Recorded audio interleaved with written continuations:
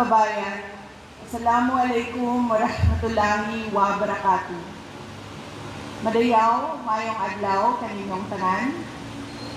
Magandang araw sa inyong lahat.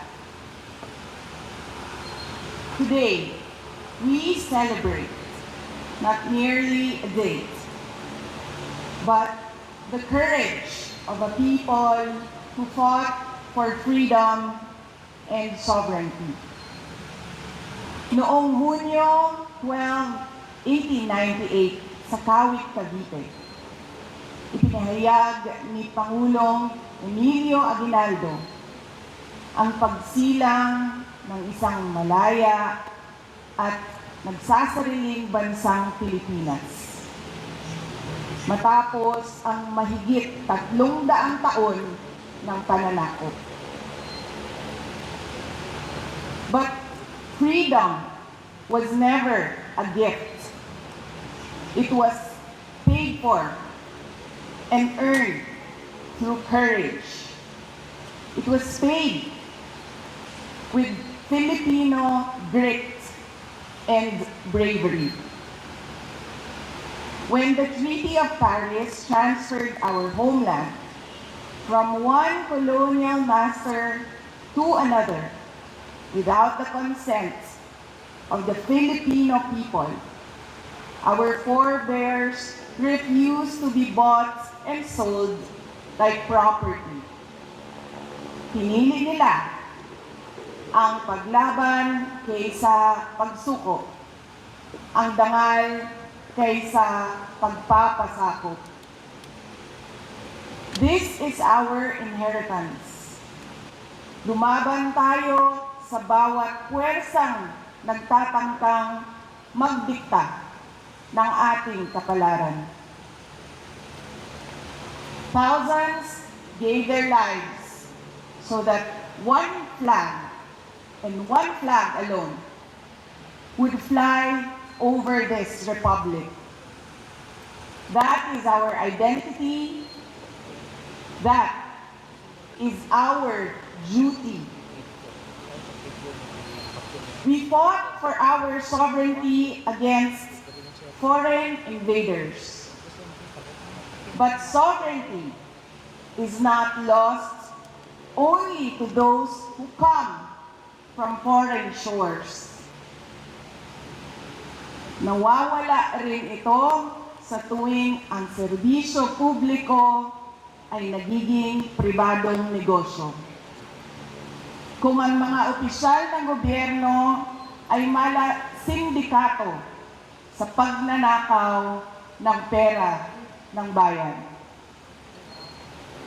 Every peso stolen from the people's treasury steals a child's freedom from hunger. It steals a student's freedom from illiteracy or substandard education. It steals a patient's freedom to obtain quality health care. It steals a worker's freedom to earn a decent living. Every ghost project is a classroom never built. Every corrupt contract is a road that was never built for farmers to bring their produce to the market. Ang korupsyon ay hindi lamang pagnanakaw ng pera. It steals opportunity, it steals dignity, and it steals hope.